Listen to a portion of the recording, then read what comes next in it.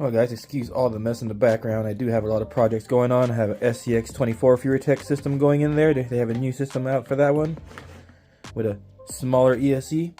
And of course, right now the Micro B system. You can see it right here in the corner. We have the system for the Micro B. Super tiny system right here.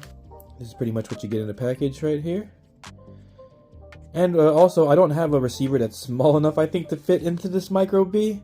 So if you do need a receiver for it, because you're going to have to use a different receiver and transmitter for this, it's not going to work with your stock transmitter anymore, you can buy it actually from Furitek. They do have a micro receiver and a transmitter combo. I think it's like 30 bucks or 40 bucks or something like that. I forgot the price. I think it's around there. It's a pretty nice micro transmitter. It's a small transmitter with a lot of functions, and it'll work good for the system, and it'll fit inside the Micro B.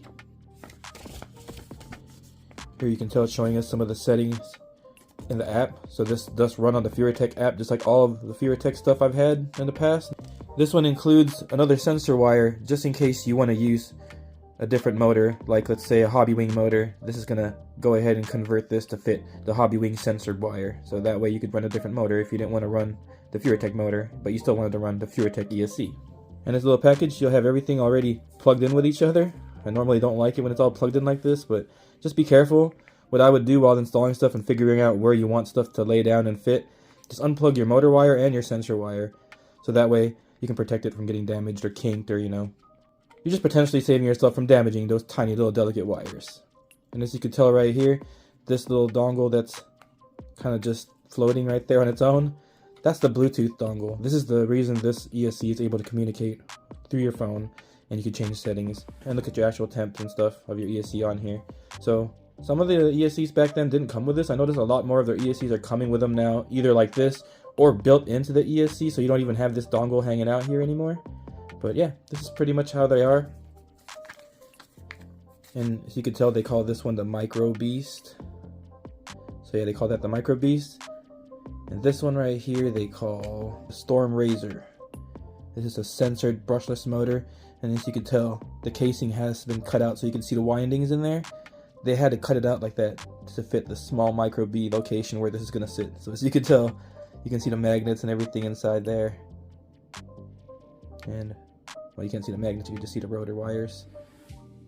That's pretty cool. Tiny little motor from Furitek. I mean, look at that, it's almost the size of my thumbnail. That's how tiny that motor is. Tiny, tiny motor. And of course they include 2 screws back here, and double-sided tape, and an Allen hex to actually move the pinion. My Micro B is completely stock electronic wise, but I have aluminum shocks, aluminum A-arms front and rear, aluminum hubs front and rear, and I have a carbon front shock tower. I'm assuming they ran out of the rear when they were trying to send this for review, because they only sent me the front. I know there's more upgrades for it as well, but that's what I have done to it so far. So you can check the playlist of my Micro B.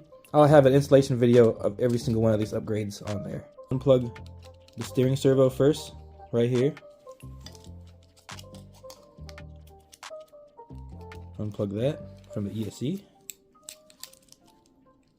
And then the motor wires right here, we'll unplug that from the ESC as well, because we are trying to get this ESC out of here right now. That's what we're doing right now. And we have 2 screws for the ESC right here. That's going to take the top case off. And the bottom case is going to be attached to the top plate, because that's how this is. That's how they do these systems sometimes, to make it, fit. All these tiny little components fit better this way.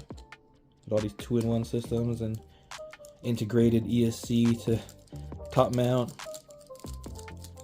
It's pretty nice stuff, A lot of technical stuff involved in making all these little micros work. There we go. Now you pop that off, the ESC is going to come out with it, with a top, the top cover for the ESC. So now that we got that out, we're going to have to remove this top plate, or at least unmount the top plate, so we could also remove this whole transmission assembly from the car or from the chassis. So these 2 screws right here is what I'm going to pull up first, and then we're going to turn it around and go to these 4 screws right here.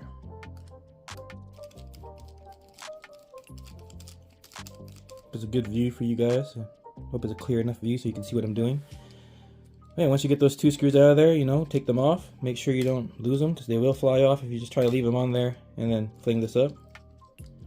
Don't forget to remove this servo from that mounting location that it was at, or else it'll come up with it. There you go. And then you can just slide this upwards like so. And that's where the battery normally lives. You can see the full servo now in there, the micro servo. And you can see the motor that we're replacing right there.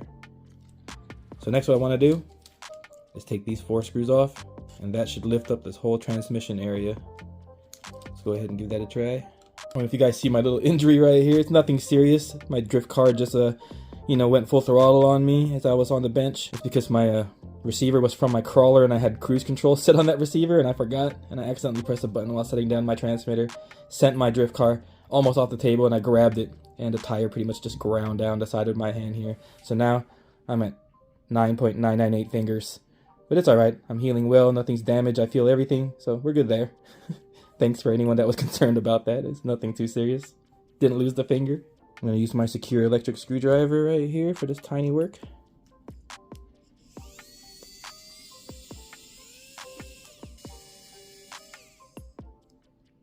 Alright, now a whole bunch of stuff is about to happen now since we took those screws off. You gotta be careful here, make sure you know what you're doing, or at least watch this video. Hopefully I can show you how everything goes back together properly. But as soon as I take these 4 screws out, this whole back end is going to come off, this pin's going to go flying somewhere, this A-arm retainer front and rear are both going to fly off. Oh, there you go. Yeah, there you go. So everything flew off right there. But now we have the chassis front part fully taken out from the rear half where the motor's attached. And as you can tell, things are still flying off of it. The drive shaft here too that didn't fall out. Just go ahead and pull it off before it just flies somewhere you can't find it. So that way you have everything still down here, easy for you to find and not lost flinged somewhere. And now we have to remove 1, 2, 3, 4 screws to get this upper shock mount off. And that way when we unscrew the transmission case, we can split it, because this is going to hold it in place. So there's a lot of things holding this transmission case from splitting. Check that out, guys. The main differential gear with the spider gears, full metal. And of course we have plastic gears here and here, but as you can see in there, that's full ball bearing as well. So yep, they did a good job there, making it nice and smooth. Let me make sure I get this back together nicely. Get that Velcro back on there. I'm going to put that rear screw back on there because we did not need to take this completely apart. But now that I had it this far, I decided I'll show you what it looks like in there, just in case you haven't seen what it looks like in there yet.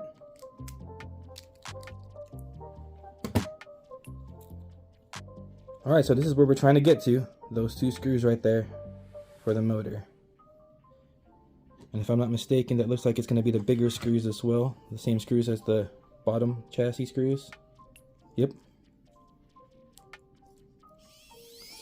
So just snugly on there as well. It wasn't too tight on there.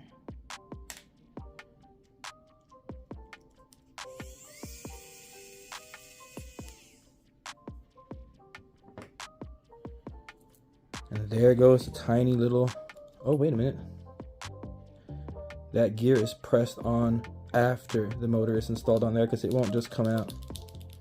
So yeah, we're gonna have to yank on this pretty hard, I guess, to get that press fit off. Shouldn't be too hard actually because it's just all plastic gears. Let's see. Since I don't plan on using it again, I'm going to be a little rough. But if you plan on using this again, don't be as rough as I am.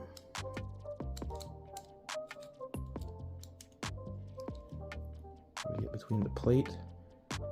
Oh yeah, that's pretty simple. It's almost out. There you go. Done. Oh, dropped everything. There's the little pinion gear. That's why they include the Allen wrench with the Furitek motor. You're going to need to uninstall that pinion gear to get it in here. So yep, uninstall this pinion gear. It comes with a little Allen head right there. Well, like I said, guys, I never sugarcoat anything on my channel, and I do like my Furitek stuff, but in this case, this grub screw is stripped on here. Either that or it stripped the tool that they gave me. I'm going to go ahead and try to remove this with one of my other tools because it won't work with the Allen key they sent. It's stripped automatically. I think it was the tool, hopefully, that stripped. So, I'll let you guys know. Well, I'm not sure how good that's going to be for my install right there, but I chipped that grub screw on one side of it. And I don't have any grub screws this tiny, guys. I might have to try to reuse this. Oh, that doesn't sound good, but that might have to be the way. So it should look like that once installed. I'm not sure if that's where the wires are supposed to go towards the front like this, but I'm sure this is going to be the right way for it to go, because when I install it the other way, the wire is going to be going towards this out drive right here. So I'm pretty sure this is the way it has to be installed, hopefully. Make sure your mesh is good. You don't want those to be fully touching. You want some space in between the gears, like so. See that? Now we can get this cover back on there if we just want to get this on. It's going to go on like so with that one screw that fell off in the back. That one screw up there goes to the metal piece. This mount goes on here, like so. And then with that longer screw that attaches that, goes in through there. And this one's just snug as well. Now at this point we can get the whole suspension system back on here.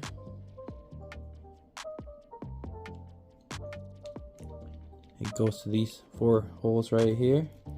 That's what lines up these 4 holes down here.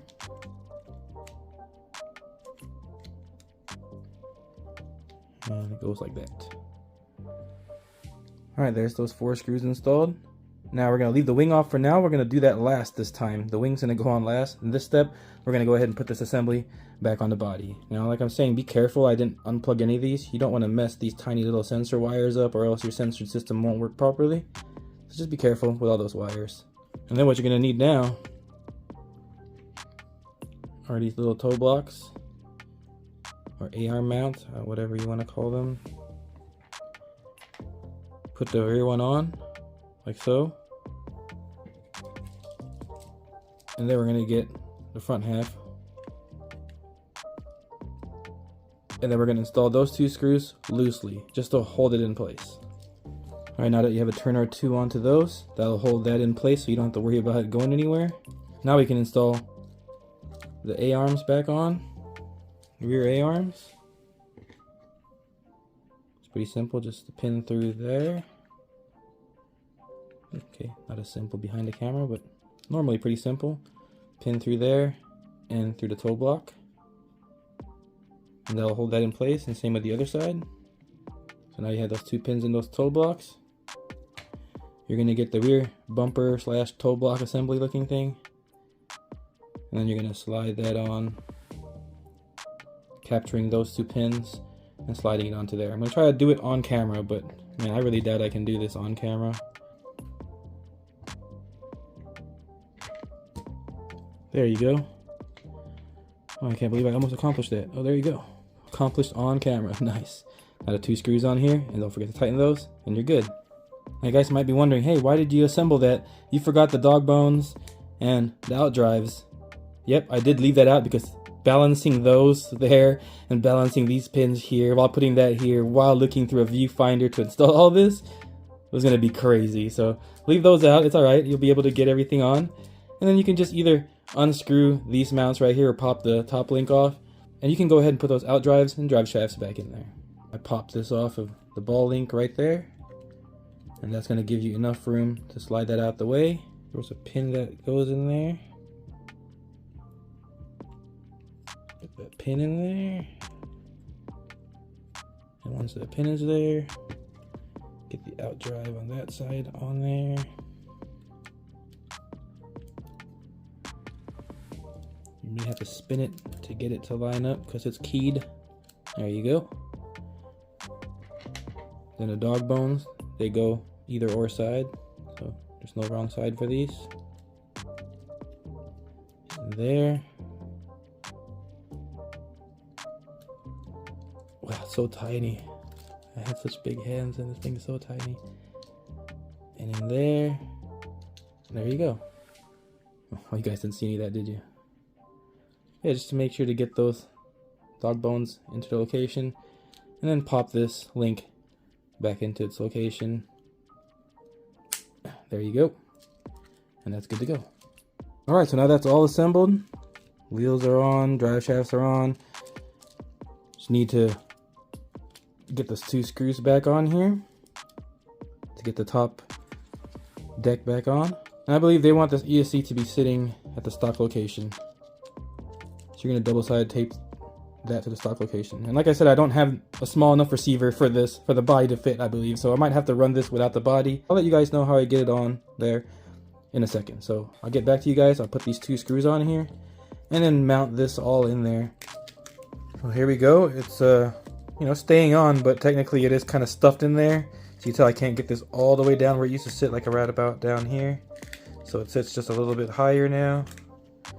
But it's got a bunch of electronics in here that I need to figure out where it goes. If I had a clear body, it'd be easier to see which, you know, it'd be easier to see where the room is around here to set everything right. But as far as tucking wires in, a lot needs to be done still. But here you go. This is how it looks like in there.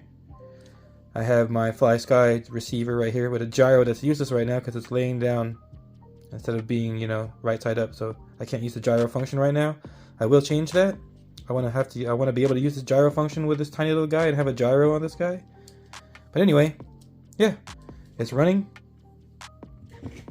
I got it on my Noble FlySky transmitter.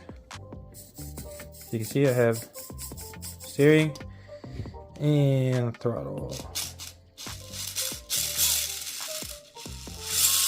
Look at that ballooning now.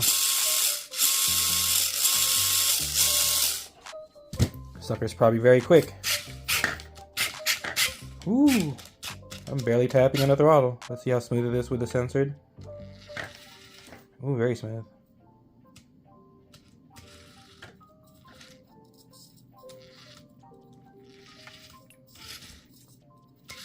And take off. Woohoo! This is a Bluetooth module that sits up here at the very top. And I can't even close this with this on, so you do have to uninstall this, unfortunately, so you can't use the telemetry or anything. But I think if I figure out a way to get this ESC somewhere else, it'd be better. I had to take the battery tray out, so that's 4 screws at the bottom of the chassis, those 4 screws that are empty now, and take this battery tray out so I could actually put the battery and receiver in there. But I think I might change it around, move the receiver somewhere else, put the ESC down there.